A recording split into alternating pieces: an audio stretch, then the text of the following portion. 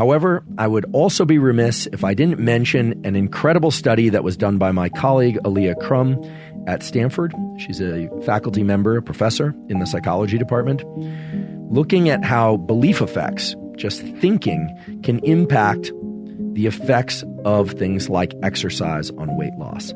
These are just incredible results. What they did was they took subjects who were hotel service people that would clean the hotels and come in and change the linens and so forth, divide them into two groups. One group, they were told, moving around and doing your duties for your job, meet the standards for U.S. guidelines for activity and movement, et cetera, and a basic lecture about how movement is good for you, et cetera, but mostly just that their daily activities met the standards for the U.S.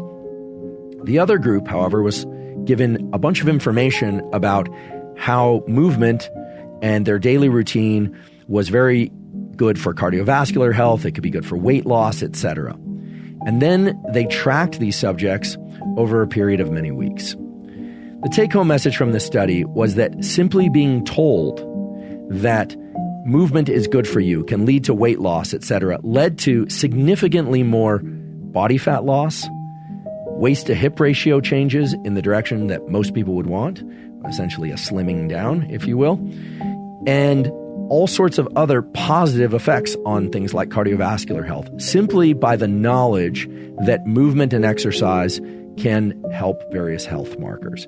So this is remarkable, and it speaks to the power of the nervous system and the power of belief in governing aspects of our body and our physiology that one would otherwise think were outside our conscious control.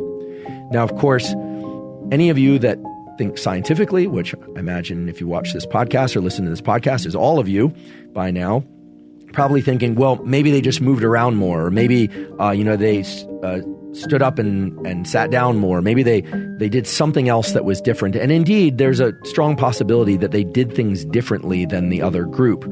But the mere knowledge that exercise is good for you, that movement is good for you, shifted their behavior and their physiology in the direction of enhanced weight loss, fat loss, etc.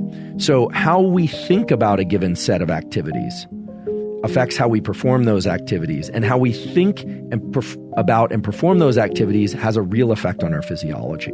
So somewhere between the hard and fast rule that governs fat loss and weight loss, which is if you ingest more calories than you burn, you'll either maintain or gain weight. Typically, you'll gain weight, although not always. If you ingest about as many calories as you burn, you maintain weight, typically. And if you ingest fewer calories than you burn, typically you'll lose weight. That's the kind of rule of fat loss.